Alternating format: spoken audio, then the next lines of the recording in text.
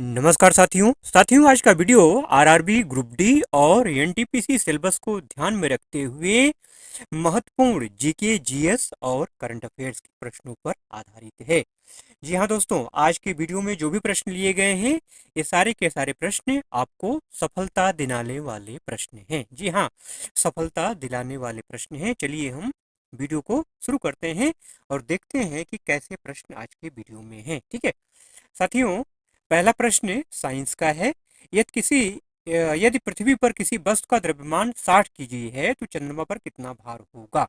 ठीक है, अक्सर जो है द्रव्यमान और भार में हम कंफ्यूज हो जाते हैं। ठीक है, द्रव्यमान, भार, गुरुत्वाकर्षण। ठीक है, तो इन तीनों में क्या संबंध है उसके बारे में भी हम बात करेंगे।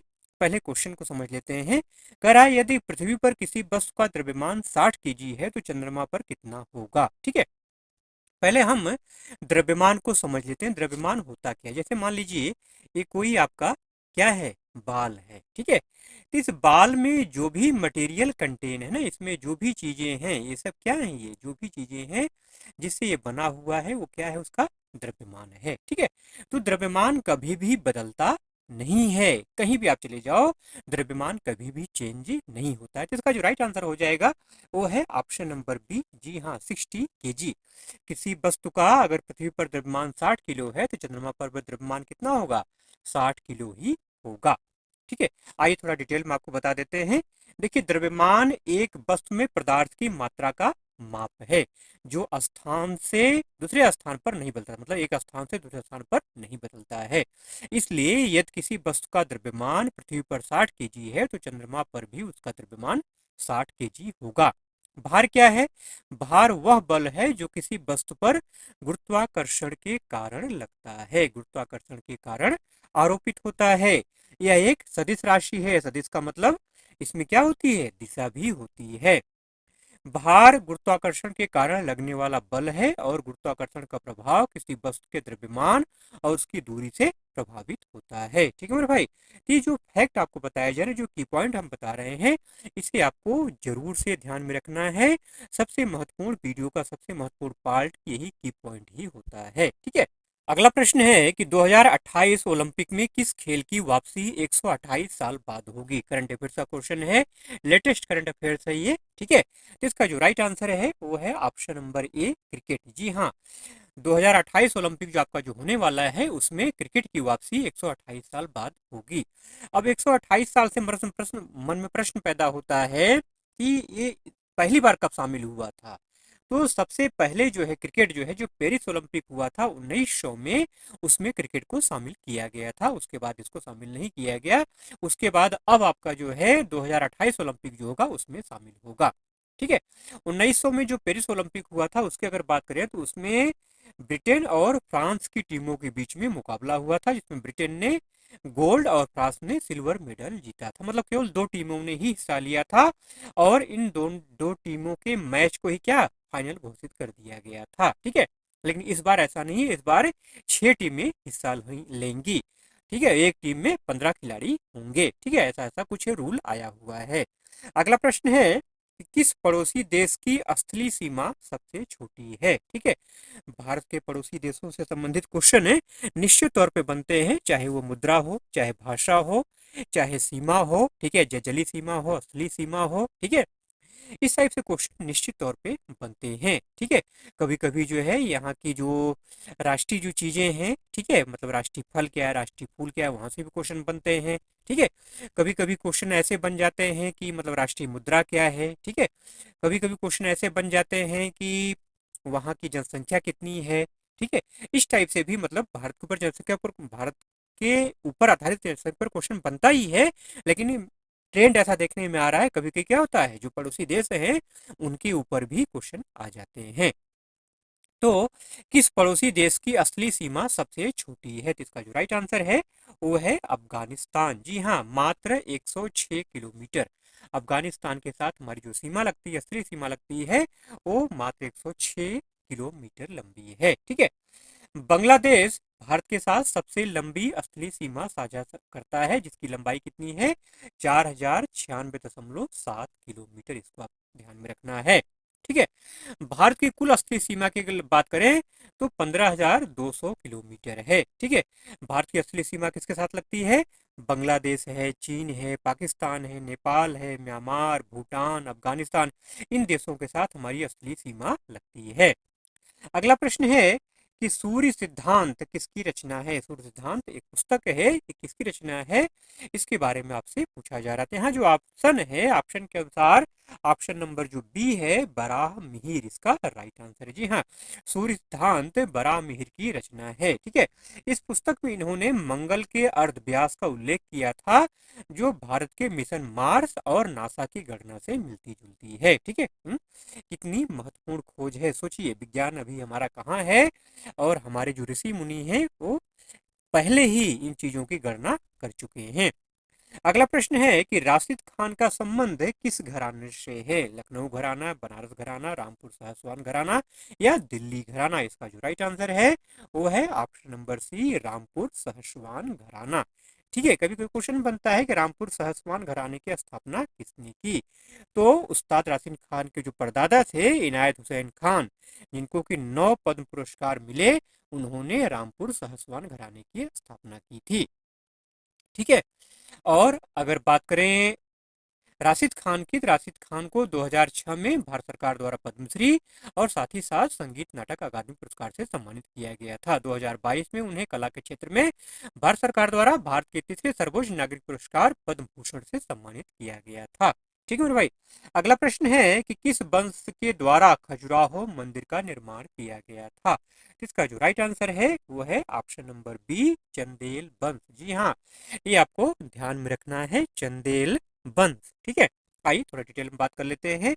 देखिए 1986 में यूनेस्को विश्व धरोहर स्थल इसको घोषित किया गया। मतलब जो खजुराहो मंदिर हैं, खजुराहो मंदिरों का जो समूह है उसको 1986 में क्या घोषित किया गया? यूनेस्को विश्व धरोहर स्थल घोषित किया गया। कहाँ पड़ता है ये खजुराहो?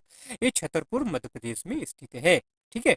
कभी कोई क्वेश्चन यहाँ से बनता है, खजुराहो मंदिरों का संबंध किस धर्म से है, तो हिंदू और जैन दोनों धर्मों से इसका संबंध है। ठीक है।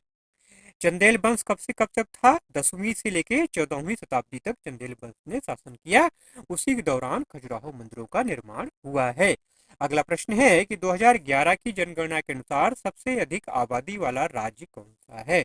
इसका जो राइट आंसर है वो है option number D, Uttar Pradesh. जी हाँ, यूपी की जनसंख्या क्या है? सबसे ज्यादा है। ठीक है। वहीं अगर पूछा जाए कि सबसे कम आबादी वाला राज्य कौन सा है, तो है सिक्किम, जहां की जनसंख्या कितनी है? 6,07,688 मात्र है। ठीक है।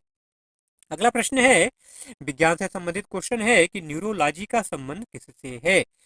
तो ऑप्शन की बात अगर करें, ऑप्शन के अनुसार जो है, तो इसका जो राइट आंसर है वो है मस्तिष्क। ठीक है। मस्तिष्क के अलावा कुछ और ऑप्शन आपको बताते हैं, उसको ध्यान रखना है। कभी अगर आपको तंत्रिका तंत्र दे दे, रीढ़ की हड्डी दे दे, ठीक है, या तंत्रिकाएं दे दे, ऐसा अगर कुछ दे देता है तो न्यूरोलॉजी का संबंध उससे भी होगा, इसको आपको ध्यान में रखना है। ठीक है। न्यूरोलॉजी का जो मुख्य फोकस है वो तंत्रिका तंत्र है, जिसमें मस्तिष्क, रीढ़ की हड्डी और पूरे शरीर में तंत्रिकाएं जो शामिल फैली हुई हैं वो शामिल हैं। न्यूरोलॉजी तंत्रिका तंत्र के विकारों की पहचान, निदान और उपचार के लिए जिम्मेदार है, जिसमें कि मिर्गी है, स्ट्रोक है, अल्जामाई अल्जाइमर है, पार्किंसंस है, मल्टीपल स्क्लेरोसिस है, और भी बहुत सारी तंत्रिका संबंधी जो बीमारियां हैं उनसे न्यूरोलॉजी का संबंध है। ठीक है मेरे भाई। अगला प्रश्न है कि पड़ोसी देश श्रीलंका का राष्ट्रीय फल क्या है? मजेदार क्वेश्चन है ना।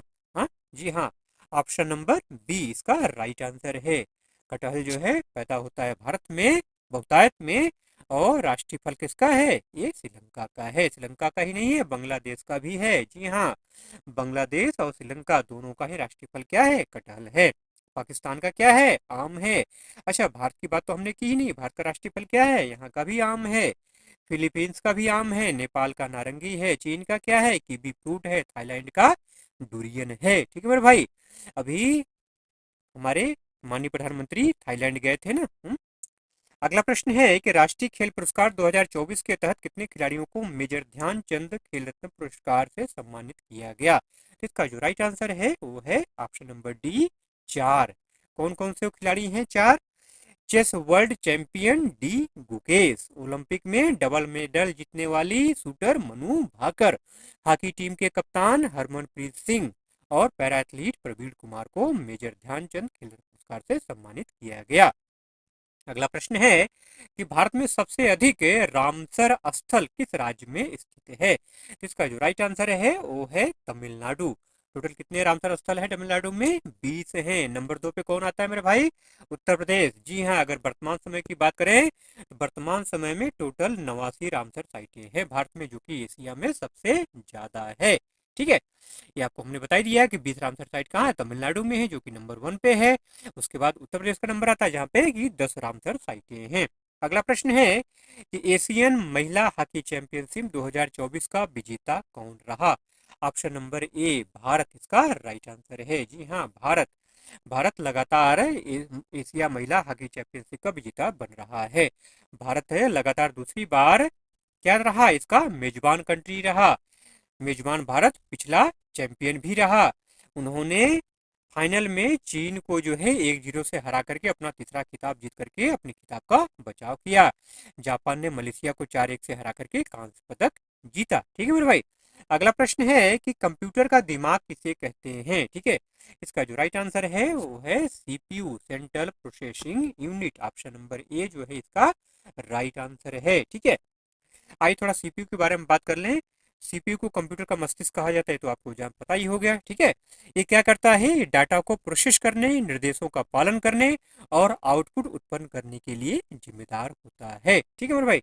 अगला प्रश्न है कि प्रकाश वर्ष किसका मात्रक है? प्रकाश वर्ष दूरी का मात्रक है, लेकिन दूरी कहने से बात नहीं बनेगी। दूरी का मात्रक तो मीटर भी होता है, किलोमीटर भी होता है। एक्चुअल में प्रकाश वर्ष किसका मात्रक है? खगोलीय दूरी का है। तो ऑप्शन नंबर ए इसका राइट आंसर है, खगोलीय दूरी। खगोलीय दूरी का मतलब जो सूर्य, तारे, चांद, पृथ्वी के बीच में जो दूरी नापी जाती है उसको क्या कहते हैं? खगोलीय दूरी कही जाती है।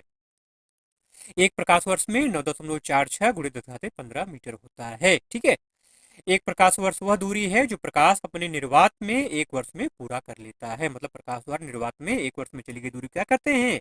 एक प्रकाश वर्ष कहा जाता है। ठीक मेरे भाई। अगला प्रश्न है कि आयुष्मान भारत योजना की शुरुआत कब हुई थी? इसका जो राइट आंसर है वो है ऑप्शन नंबर डी। जी हाँ, ऑप्शन नंबर डी 2018। ये आपको ध्यान में रखना है। ठीक है, option number D 2018। Current affairs भी क्वेश्चन यहाँ पे बन सकता है। ठीक है, आयुष्मान योजना की शुरुआत कब हुई थी? आयुष्मान योजना की शुरुआत 23 सितंबर 2018 को कहां से हुआ था? रांची, झारखंड से हुआ था, माननीय प्रधानमंत्री श्री नरेंद्र मोदी के द्वारा। ठीक है, अगला प्रश्न है कि मनुष्य में कितने जोड़ी गुणसूत्र पाए जाते हैं? तो इसका जो राइट आंसर है वो है 23 जोड़ी। जी हाँ, ऑप्शन नंबर जो बी है इसका राइट आंसर है। ठीक है, आइए थोड़ा डिटेल में बात कर लेते हैं। देखिए, 22 जोड़ों को ऑटोसोम कहा जाता है और एक जोड़ी को लिंग गुणसूत्र मतलब यक्स यक्स या यक्स वाई कहते हैं। मतलब जो कि लिंग निर्धारण मतलब लड़का होगा कि लड़की होगा इसका जिम्मेदार होता है, लिंग गुणसूत्र कहा जाता है। ठीक है, अगला प्रश्न है कि प्रधानमंत्री सूर्य घर बिजली योजना में कितने यूनिट बिजली फ्री मिलेगी या मिलती है?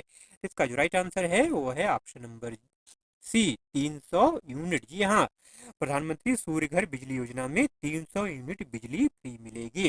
ठीक है, इस योजना की शुरुआत कब हुई? 15 फरवरी 2024 को प्रधानमंत्री नरेंद्र मोदी ने इस योजना को लॉन्च किया। ठीक है, 2027 तक इस योजना के तहत 1 करोड़ सोलर पैनल लगाने की योजना है। ठीक है, पीएम सूर्य घर मुफ्त बिजली योजना के तहत सोलर पैनल लगवाने में 40% तक की सब्सिडी मिलेगी। अगला प्रश्न है, यदि किसी बिलियन का पीएच 7 से ज्यादा हो तो उसकी प्रकृति कैसी होगी, उसका नेचर कैसा होगा? तो ध्यान रखिए, ऑप्शन नंबर बी इसका राइट आंसर है, क्षारी होगा, बेस होगा। आइए थोड़ा सा पीएच के बारे में डिटेल में बात कर लेते हैं, मतलब पूरा आपको समझा देते हैं। पीएच क्या है?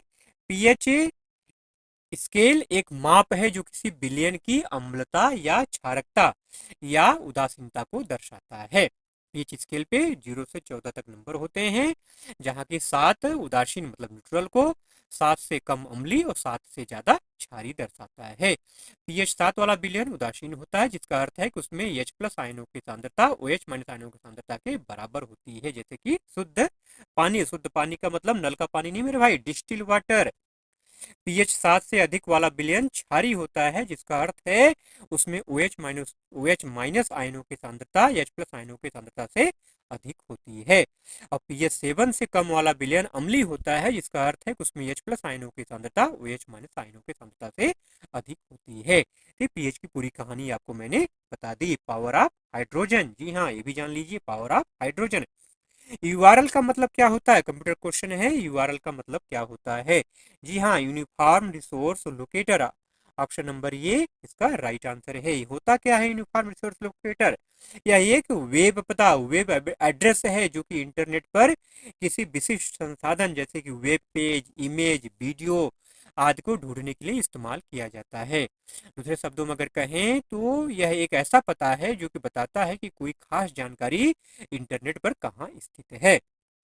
अगला प्रश्न है कि एबी कल्चर का संबंध किससे है? ठीक है, एबी कल्चर का संबंध किससे है? ऑप्शन नंबर बी जो इसका राइट आंसर है, पक्षी पालन। जी हाँ, पीसी कल्चर, एपी कल्चर, ठीक है, मुर्गी पालन, कछुआ पालन, मछली पालन, ठीक है, इन सब से क्वेश्चन निश्चित तौर पे बनता है, ये आपको ध्यान में रखना है मेरे भाई। ठीक है, पक्षी पालन को क्या कहते हैं? एबी कल्चर कहा जाता है। एबी कल्चर का संबंध पक्षियों के पालन पोषण, प्रजनन और देखभाल कर से है। खासकर से जंगली पक्षियों को कैद करके रखने के संदर्भ में एबी कल्चर का संबंध है। उनको कैद करके रखने का मतलब उनको कैद करके रखा जाता है पालन पोषण के लिए, उनके प्रजनन के लिए, मतलब ऐसे पक्षी जिनकी मतलब जनसंख्या कम हो रही है, तो ऐसे पक्षियों को पकड़ के उनको कैद में रखा जाता है, उनका पालन पोषण देखभाल किया जाता है, प्रजनन कराया जाता है, उनकी जनसंख्या में वृद्धि हो सके। ठीक है, तो इस चीज को क्या कहा जाता है? इस चीज को एबी कल्चर कहा जाता है। ठीक है मेरे भाई, चलिए आज इन्हीं प्रश्नों के साथ वीडियो का एंड करते हैं। वीडियो अगर अच्छा लगा मेरे भाई तो जाते जाते एक लाइक जरूर से कर दीजिएगा, और चैनल पर अगर नए हैं तो सब्सक्राइब करके बेल आइकन को जरूर से ऑन कर लीजिएगा मेरे भाई। ठीक है, चलिए मिलते हैं अगले वीडियो में ऐसे ही कंटेंट के साथ। तब तक के लिए जय हिंद।